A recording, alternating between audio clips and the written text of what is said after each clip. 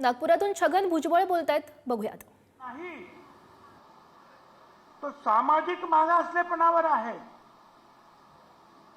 आणि समजा आर्थिक आपण मान्य केलं, आज एक समजा हे मुंडे या गरीब आहे म्हणून त्यांना आरक्षण दिलं, उद्या त्यांनी चांगला धंदा केला आणि श्रीमंत झाले, मग आरक्षण काढायचं. ते शेजारी आहे, ते फार श्रीमंत आहेत, दुर्दैवाने धंद्यामध्ये खोट आली, मग ते म्हणतील मला नव्हतं ते द्या आरक्षण. आणि मग किती वेळा काढायचं आणि किती वेळा द्यायचं हे आरक्षण. आरक्षण मुळात हे आहे की 5000 वर्षापासून जे जे समाज पिसलेले आहेत, दबलेले आहेत, त्यांना आरक्षण. हा गरिबी हटावचा कार्यक्रम नाही. आमची लेकरं बाळा काय करतील हो, तुमची लेकरं बाळा, त्यांना सुद्धा आमचं प्रेम आहे. 2 पैसे त्यांना मिळाले पाहिजे, शिक्षण मिळालं पाहिजे, आमचं म्हणणंच आहे. पण त्यासाठी वेगळे मार्ग आहेत.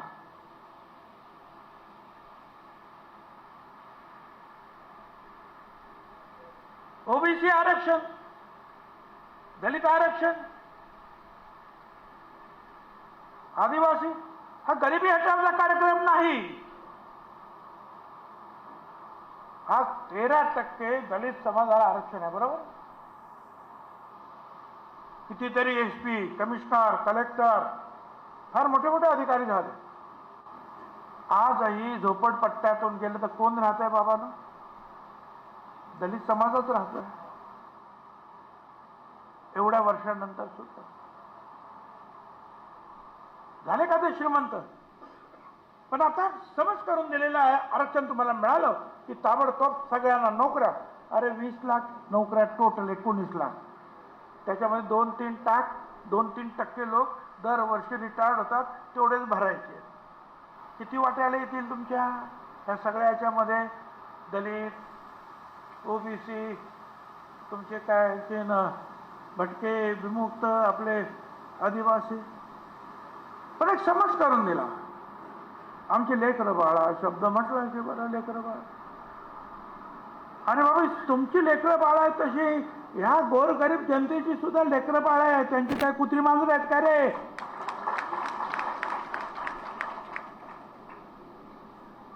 ही गरिबी सगळीकडेच आहे.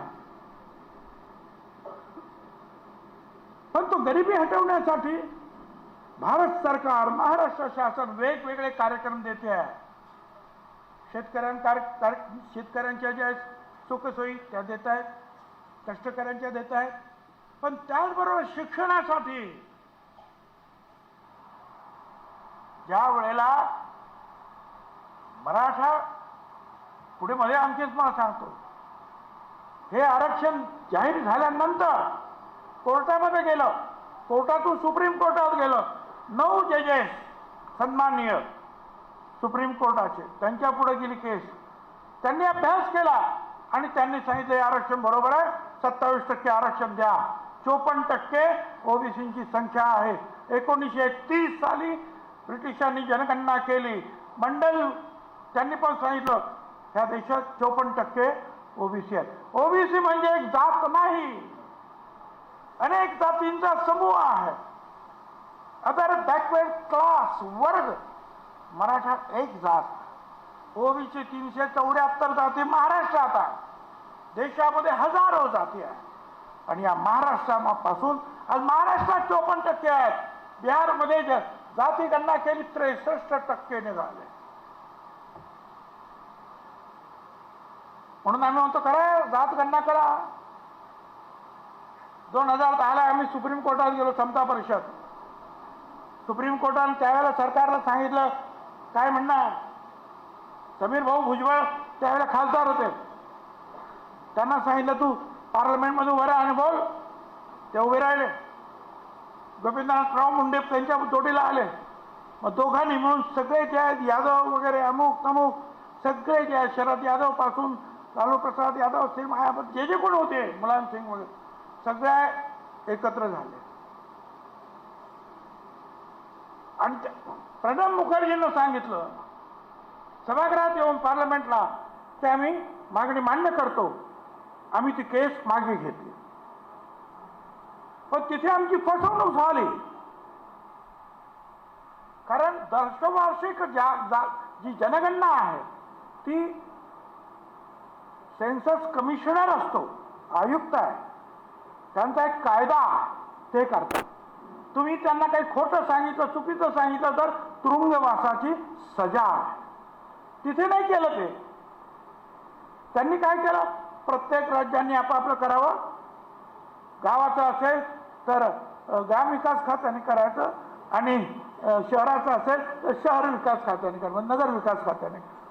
आणि त्याच्यामध्ये सगळं बट्ट्याबोळ झाला.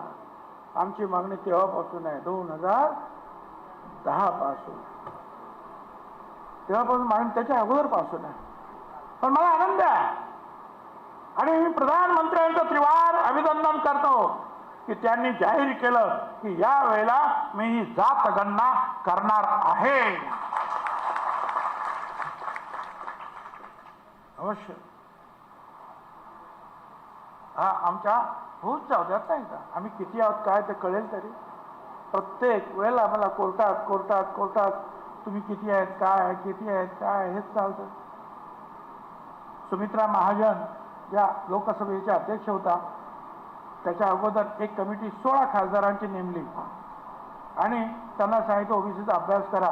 त्यांनी अभ्यास केला आणि सांगितलं यांना मदत करायला पाहिजे, परंतु यांची माहिती आणि संख्या नाही.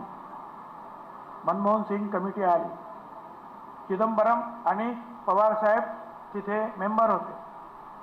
अभ्यास केला, सांगितलं हो यांची माहिती आमच्याकडे नाही. त्यांनी सेन्सस कमिशनरला लिहिलं, म्हणजे आयुक्ताला, की तुम्ही जेव्हा जनगणना करणार त्यावेळेला यांची जातगणना करा, म्हणजे आम्हाला यांना मदत करता येईल. हा फक्त राजकारणाचा प्रश्न नाही आहे. जर हे सगळं झालं आणि हा सगळा डाटा उपलब्ध झाला